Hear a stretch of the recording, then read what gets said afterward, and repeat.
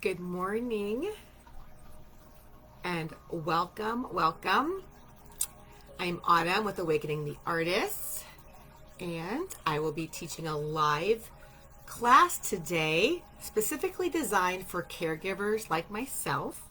I call these Creative Care for Caregivers, and next month they will hopefully be in-person events as well, so that's exciting. But for now, twice a month, I'm going live and I'm working with some kind of symbol, creating it, showing you the steps so you can create it also, to really help us shift our energy, to help us ground into our values or the things that are most important in our life, to stay centered, especially in times of chaos or uncertainty. I feel it's all the more important that we caregivers and anyone in general just remain centered in love and goodness and the strength that we want to, take action from. So, today's craft involves the lotus flower, and I printed a lotus image from clip art. I shared a few opportunities to save and print your own, so you can follow that, and I'll share it again in the comments. I'm going to basically be tracing this with pencil today and using it like a stamp. So you have the options of actually creating on the page that you printed out on, or cutting it out, or doing what I do. So I will be doing that, and I will be using a few different mediums because I want to explore them. One thing I want to explore more is alcohol markers. Though I took an online course with them and I was not very pleased with the end result of what I was creating. But I realized I don't have really high-end alcohol markers. So this is like a $20 set. So they don't work quite as well as regular, I guess, more high-end alcohol markers. But anyways, I'm going to use a lotus, a pink lotus flower I'm going to create. So I have 3 shades of different pinks for blending. You could also use colored pencils because colored pencils blend very well as well. And I actually have some shades here of colored pencils that I will use for my sky. And then I have construction paper. And we're going to make mud by ripping brown construction paper and pasting it on. Ripping crafts is a really easy one too. I feel like it gets a lot of frustration out because it's like, hey, you're allowed to rip something. So we're going to do that as we explore the idea and the image of mud in our lives. All right, so I'm going to go ahead and tip my screen so you can see me working, and we're going to dive right in. First, I do want to share the affirmation. And every time I teach a class, I'm going to have an affirmation that the craft kind of evolves from. And I'm going to take my darkest pen marker here and write that affirmation on the top of my page. And I'm actually creating vertically here, so I'm going to write it right here. Let's see, it's all backwards from here right now. But, okay, so the affirmation is, I allow both blessings and challenges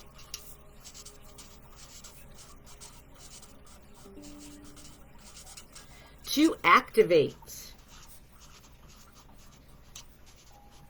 my gifts, my values, and my aligned actions. It's kind of a long one, but it's really important here that we're playing around with the idea of blessings and challenges in our life. They're both part of life, so we want to equally honor them. We can often get lopsided and just want all the blessings and the ease to come and forget how challenges really shape us and help us grow and help us embody and express who we really are. All right, so on my page, obviously this very top might not be colored.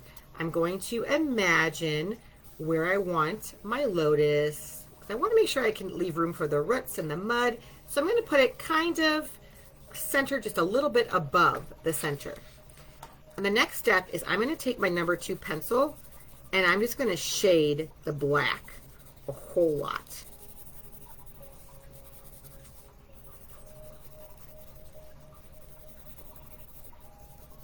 This is how we're going to make a stamp. So as you begin this, you notice how this task takes a lot of effort. And I was just talking about ease and effort and how realizing both of those are part of life. So this is part of the craft where you will actually feel some of that effort activated in your hand. And I'm not staying on the lines perfectly, and that's okay. One thing I always love to remind everyone in art, whatever happens, it's perfectly fine and perfectly okay. It's often perfectionism that will keep us from trying new things because we're afraid of failing. So if you just remove the idea that failing can even happen, you will try more. All right, so I feel like I've shaded this in pretty good. So I'm going to be able to turn it over, and I'm just going to use my actual glue stick here to create this like a stamp. And I'm just going to press really hard on this paper a few times, and you will see I have an image of a lotus flower. I'm going to go ahead and kind of using a sketch line, which is loosely, can everybody see this? I know my visuals aren't the greatest with this angle. I'm going to go ahead and just kind of sketch over these to make sure I've got my petals where I want them. So as you see, that was one easy way to make a stamp. I am not proficient in drawing lotus flowers, so I leaned on clip art. And I share a video how to do it in case you're not too familiar with using clip art. There are a lot of free resources you can download. All right, here is my lotus flower. So I'm going to just work with the sketching part right now, and I'm going to sketch some roots down right from this little center actually.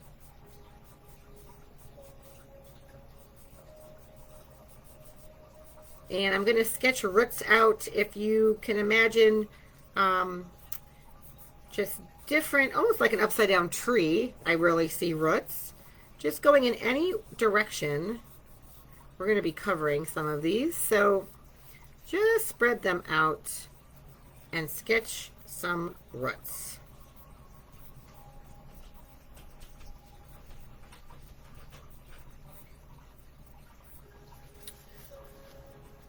All right, so of course this is representing, I would want to say, our highest self, the self that we want to embody and express to the world.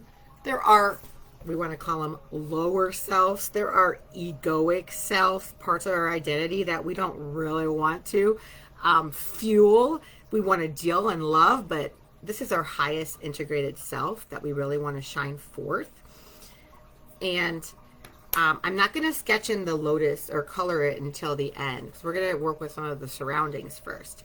So if you imagine yourself kind of in this world where you need fuel, you need to grow, you need something nourishing, and what you're going to find is you're in water. So to represent the water here, we're kind of taking a snapshot of this. So I am going to use my blue here and draw a line across where the flower might be underwater, the roots.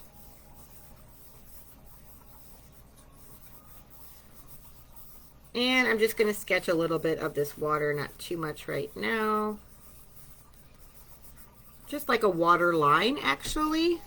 You can see how I'm making that.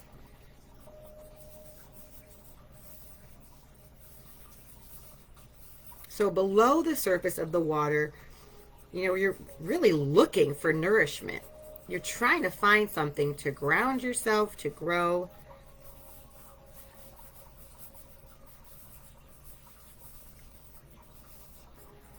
And we have this connotation that mud might be less desirable than perhaps, you know, nice, soft soil. But let's look at this idea that this mud is super nourishing and it's exactly what we need. We just don't like the appearance of it, and we don't like the initial touch of it even in our lives. So I want you to go ahead, and we're going to work on the mud next. Go ahead and tear some pieces off. And this really represents the challenges that we face in life that we don't prefer. We want it to be a different way that's easier, more enjoyable, more supportive. Yet we're experiencing lack in some way. We're experiencing heartbreak, loss, fear, all those things that we might see as very negative experiences for our lives. We don't want to experience them. However, within them is all the nutrients that we need. So I'm going to go ahead and just start pasting these pretty much in the area on the bottom of my page, covering some of my root system. And I want to talk just a minute as we're doing this. You're just going to kind of intuitively decide how to paste these on. I want to talk about really finding the ability within yourself to know you're interpreting events, that your beliefs determine your experience. A lot of times we don't pause or have the awareness that there's a situation happening and there's an interpretation of it. And that interpretation is completely our choice. It's our responsibility. And so the way that resilience works is you choose interpretations that actually empower you, that help you feel you have a say, you have choices to make that may change your situation or change your experience of your situation. So it's definitely the opposite of feeling disempowered, helpless. I know this is how we feel sometimes as a caregiver. You're learning what your child needs, and it's very individualized. That's one thing that neurodiversity has taught me. There's not one size fits all really relates with the neurodivergent life. And it's finding the resources or the situations that help you individualize life for your child or yourself if you're the one that's neurodivergent. That can feel challenging because we're in a world right now that is more neurotypical than neurodiverse. I think that's changing somewhat, but you can feel the lack. However, anything that's ever been created in this world, because there was a need for it, right, did take time and awareness and people pushing the envelope and people saying, this isn't good enough, I want better. And then they create the better. So I would say knowing that where I am in the history of human development, where neurodiversity is becoming more and more common, I'm at a place where holding that energy that everything is possible and we can work together, we can find solutions that help our neurodivergent loved ones feel connected and succeed exactly as they are without having to change. I hold that energy, and my son helps me do that. And to me, that is resilience. That we say, even if it's not here right now, it's coming because we are embodying what the next generation needs. All right, here's all my mud. Like I said, it can represent lack, fear, worry, heartbreak, all of that. Our roots are going right down into it. We're finding the nourishment within. Now, one thing I don't have is brown for my roots, but that's okay, because now that I'm thinking about it, I think I might use blue just because it's underwater. So go ahead and kind of shade in your roots now. And this is kind of our commitment that we're going to work with what we got, what's going on. It's here for a reason. The fear, the lack, the troubles, they're not by chance and they're not something to be avoided. They're something we can work with. So,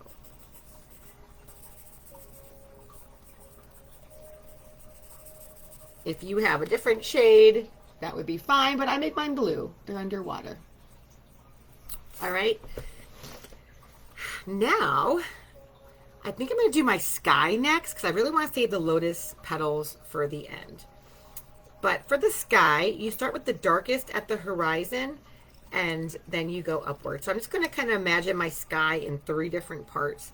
I'm going to start with the purple, and I'm going to do this kind of quickly because I don't want to take a ton of time with it. But I'm going to shade across, giving myself a purple sky.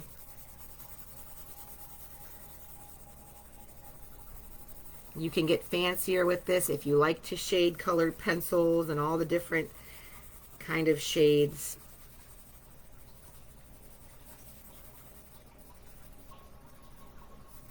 And this is representing the day. This is the now moment. What are we doing right now with what we have? All the resources we have, all we know so far within ourselves. Part of resilience is resourcefulness. So it's taking stock. Of course, the lotus is drawing in the sunlight. Whatever's happening that day. It might be a bright, shiny day. It might not be. The lotus flower will take in whatever it can. Some days you're going to feel super energized and ready to embrace the world. Some days you're barely making it through, and that's okay. I know as a caregiver, we have some ebbs and flows that you really just have to accept. You can't always be everything to everyone, including yourself. All right, so I'm just shading these 3 layers above my flower. And the lightest blue.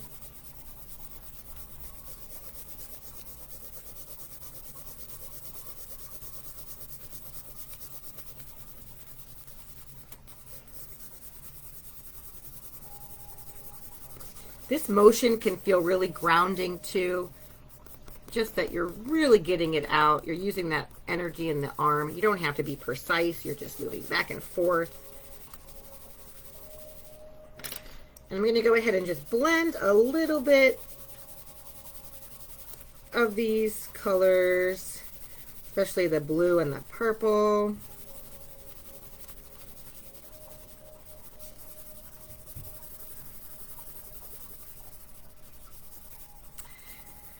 And I love skies. I love decorating skies. My son loves making skies too. They're just such a beautiful way to see the beauty in the world, right?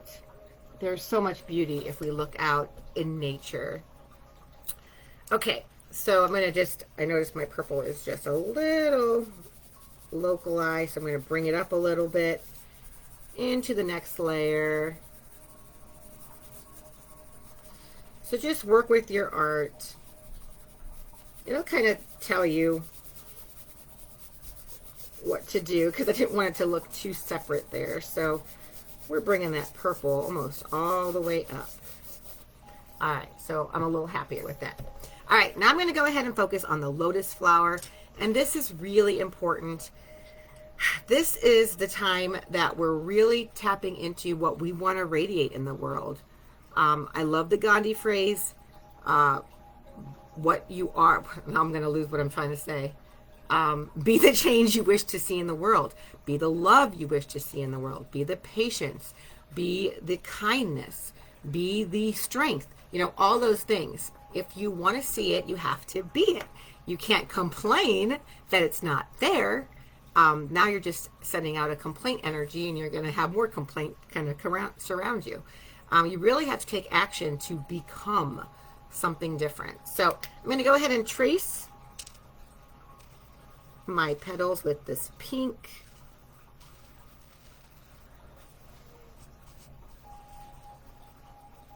And as you do this, if you're creating with me or a different time, this is really committing to what kind of person you want to be. What do you want to be remembered as by your ancestors or your children? If there's ways that you have fallen into that are old patterns that you no longer wish to embody, know that that is totally possible. You can change. as many times as you want. You can restart and face the day with a new attitude. I know sometimes we have this reoccurring phrase in our brain that it's always going to be this way. And yet change is actually the consistent of life. So it's the one thing that we're guaranteed it's not always going to be this way. So that can also help us in hard times, knowing that blessings are just around the corner. They're going to have to ebb and flow here. Last night, my son woke up at 3 in the morning and was up from 3 until 4:30, but fell back asleep. I just felt a lot of gratitude that he fell back asleep. And I was like, okay. So I was a little frustrated that he was awake, but then I was really happy he was back asleep. All right, so this marker feels like it's dried out. Let's see if we can do the other side. All right, now I'm just coloring in.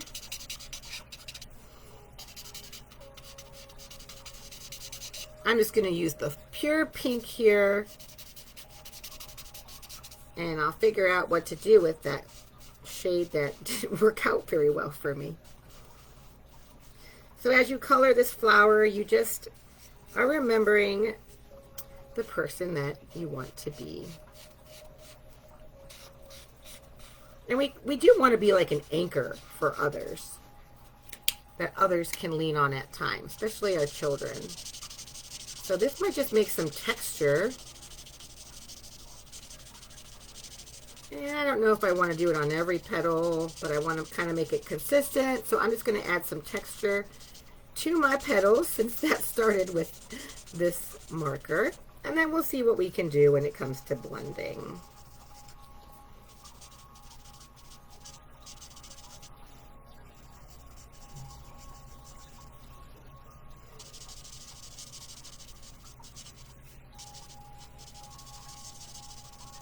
I also know that life is a learning process and a journey, and we're never going to get it right all the time. And that's something I love to teach my children, that effort matters, and your commitment to trying new things matters. All right, I'm just going to kind of blend the next shade on here.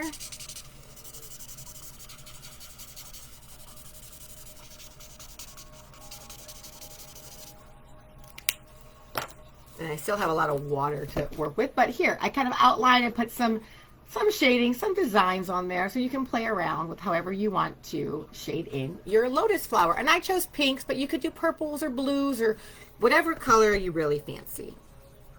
All right, so now for this water, we're just going to make really thick lines to make it look different from the sky. And I'm going to put the water all the way through. Water is this beautiful element that reminds us that everything is flowing. And we're going to go right over the stem because it is underwater. Life is always in flux. So that also means when our good experiences are happening, that we don't cling too tightly to them, thinking that, you know, it's always going to be this wonderful, because things can shift and challenges can come. I think if we're more confident in our own ability to meet the challenges, we don't really fear or cling to the good times quite as strong. All right, so lots of different water. I'm going to just kind of shade this in a little bit. Kind of looks neat that my roots are just a pencil. Really good water line here.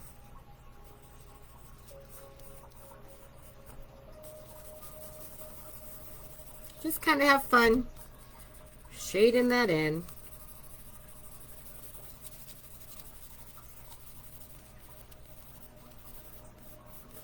Water can be so regulating too. If you're feeling like the muck and the mirror of life, going near water, taking a shower, doing anything that, drinking water, right, that helps you interact with that element can really calm down your system too. I also love the reminder that the water cycle, right? Water comes in many forms. It's reused. It's purified through our system, through Mother Earth's system. So it is just a great reminder of all that we have that supports us. All right, I'll go over this a little bit. And this is pretty much my Embodying Resilience craft. So the top affirmation is, I allow both blessings and challenges to activate my gifts, my values, and my aligned actions. And the lotus represents me, represents what I want to be, what I want to embody, manifest, share, radiate. The loving energy, the strength, even the space holding for everyone's emotions or distress. I like to be an anchor for my family and my loved ones. And then I am recognizing with all the mud that nourishment comes not only through the blessings, but also through the challenges of life, where I'm challenged to reconsider my mindset and my beliefs and my values and really get clear on what I want and how I want to contribute in the world to those values. So I hope you enjoyed this. You can let me know. You can share this with anyone you think may benefit from it. I hope you have a fantastic day.